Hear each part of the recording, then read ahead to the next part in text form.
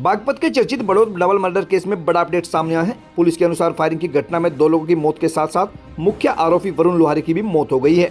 Police अधीक्षक बागपत के अनुसार परिजनों से प्राप्त तहरीर के आधार पर थाना बड़ौद में संबंधित धाराओं में मुकदमा दर्ज कर लिया गया है। मामले में नामजद अभियुक्त बाबूराम पुत्र उमराव सिंह को भी गिरफ्तार कर लिया गया है, जबकि अन्य आरोपियों की गिरफ्तारी के लिए 10 विशेष पुलिस टीमों का गठन किया गया है। जांच में सामने आया कि दोनों पक्षों के बीच वर्ष 2015 से रंजिश चली आ रही थी। इसी रंजिश के चलते वर्ष 2023 में गैंगस्टर एक्ट के तहत वरुण पक्ष के मकान की कुर्की भी की गई थी। इसके बाद वरुण पक्ष बागपत छोड़कर देहरादून में रहने लगा था।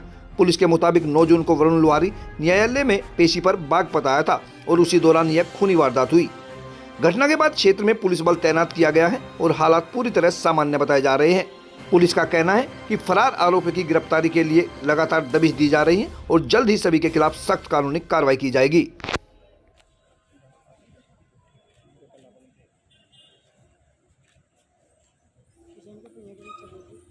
9 जून 2026 थाना बड़ौद प्रकरण, जिसमें अभियुक्त वरुण पक्ष के द्वारा 2 लोगों के ऊपर फायर खोल दिया गया था और उनकी दुखद मृत्यु हो गई थी।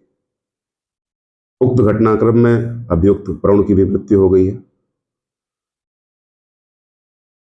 परिजनों से प्राप्त तहरीर के आधार पर थाना बड़ौद पर सुसंगत धाराओं में अभियोग पंजीकृत कर लिया गया है और नामजद अभियुक्त बाबूराम को थाना बड़ौद पुलिस के द्वारा गिरफ्तार कर लिया गया है।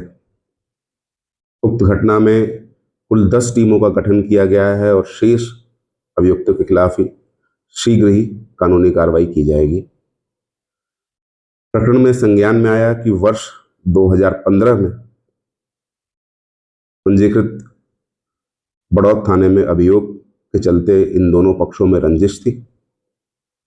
इस क्रम में गैंगस्टर एक्ट के अंतर्गत अभियुक्त वरुण पक्ष के मकान की कुर्की की भी कार्रवाई हुई थी, जिसके बाद अभियुक्त पक्ष बागपत छोड़ के देहरादून रहने लगा था। कल दिनांक 9 जून 2026 को अभियुक्त वरुण पक्ष